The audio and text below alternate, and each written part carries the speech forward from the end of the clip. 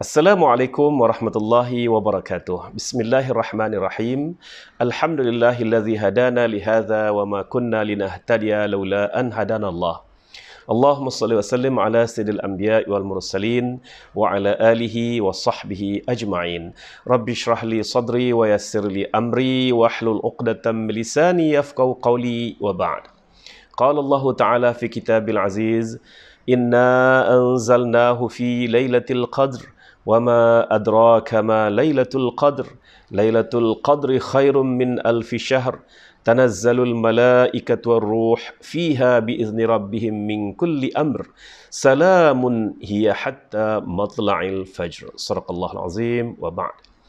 Sidang penonton Planet Mahir yang dirahmati Allah sekalian, Alhamdulillah buat kali pertama bersama-sama saya Ustaz Haji Zamri Haji Zainal Abidin, dan dalam pertemuan kita di penghujung Ramadan 1441 Hijriah ini, walaupun agak lewat saya ke udara, namun insya-Allah kelewatan tidaklah bermakna kita tidak berpeluang untuk bersama-sama membicarakan tentang kemuliaan Ramadan.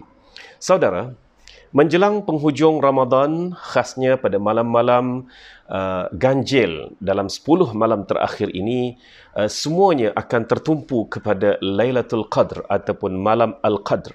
Seperti mana ayat yang telah saya bacakan tadi daripada Suratul Qadr yang bermaksud, sesungguhnya kami telah menurunkan Al-Quran ini pada malam Lailatul Qadr, dan apa jalannya engkau dapat mengetahui apa dia kebesaran malam Lailatul Qadar itu?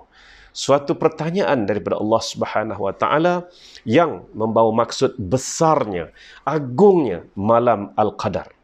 Dan seterusnya Allah Subhanahu wa taala memberikan maklumat kepada kita tentang apakah malam Al-Qadar itu, iaitu lebih baik daripada 1000 bulan. Dan pada ayat keempat pula Allah Subhanahu wa taala memberitakan bagaimana pada malam itu turun malaikat dan juga Jibril selaku ketua para malaikat ini dengan izin Allah Subhanahu wa taala membawa segala perkara yang baik dan juga yang ditakdirkan akan berlaku pada tahun yang berikutnya.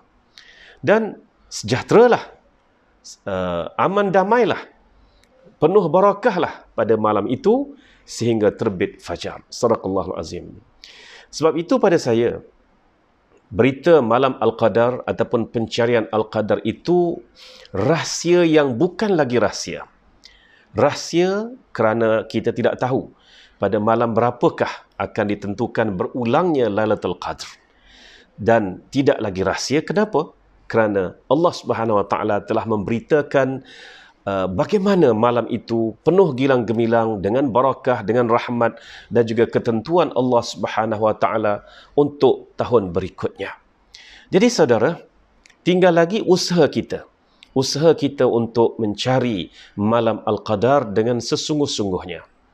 Dan saudara, di mana-mana pun saya berbicara, saya sentiasa mengingatkan diri saya dan juga kepada mad'u ataupun audien yang berhadapan dengan saya, supaya kita sentiasa menjaga dua horizontal dan juga vertikal yang ada di hadapan kita, iaitu hablum minallah dan juga hablum minan nas. Saudara, hubungan antara kedua ini sudah pasti menjadikan kita manusia yang cemerlang. Dan kalau kita gagal dalam salah satu daripada hubungan ini, maka kita akan menjadi manusia ataupun insan yang malang. Mengapa tidak? Hubungan hablum minan nas ini termasuklah juga wa birrul walidaini ihsana, berlaku baiklah kepada kedua orang tua kamu. Dan saya masih ingat guru saya berpesan ataupun menghuraikan maksud ihsana, berbuat baik itu sebenarnya membawa pengertian infinity, pengertian sebaik-baiknya.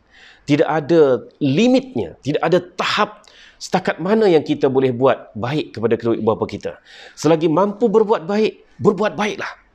Ini adalah contoh bagaimana hubungan hablum minan nas itu sentiasa diutamakan di dalam kehidupan kita selaku orang-orang mukmin yang bertakwa kepada Allah Subhanahu wa taala.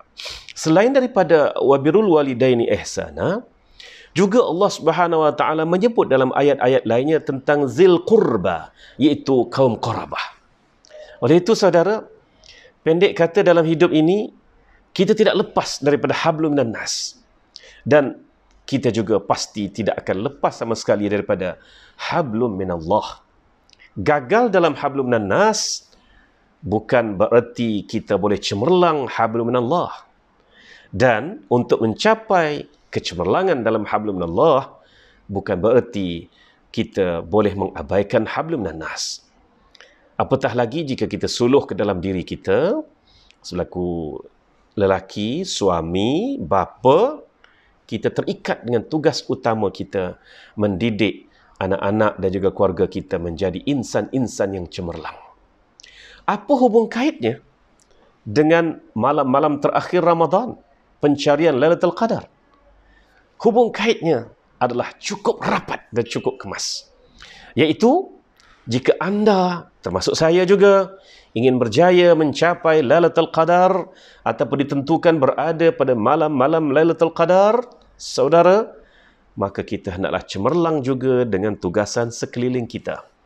Oleh itu, jangan kita lupa bahawa dalam pencarian Al-Qadar, janganlah kita menjadi selfish ataupun mementingkan diri semata-mata, tidak meninggalkan tikar solat semata-mata kerana mencari Lailatul Qadar, sedangkan tugas kita di luar sana masih banyak dan masih lagi belum kita tunaikan. Saudara, renung-renungkan tentang sepotong hadis Nabi SAW yang mana menyebut kana Rasulullah SAW ajwadan nasi wa kana ajwadu ma yakunu fi Ramadan hina yalqahu Jibril wa kana yalqahu fi kulli lailatin min Ramadan fayudarisuhul Quran fala Rasulullah sallallahu alaihi wasallam ajwadu bil khairi minar rihil mursalah kama rawahu Al-Bukhari wa Muslim muttafaq alaih. Saudara, hadis sahih ini menyebut bahawa Rasulullah sallallahu alaihi wasallam pada kebiasaannya merupakan sekuat, sehebat, serajin, segigih manusia. Dan apabila masuk pada Ramadan, kegigihannya meningkat lagi. Kenapa? Sebab dia ada appointment, ada tugas, ada temu janji dengan Jibril AS untuk bertadarus Al-Quranul Karim. Oleh itu, untuk tidak tergendala hubungan dengan Jibril yang bersifat hablum minallah ini, maka Rasulullah SAW lebih-lebih lagi gigih, rajin dan juga pantasnya dalam bulan Ramadan, sehingga pergerakan baginda seperti ar-rihil mursalah, iaitu angin yang bertiup kencang.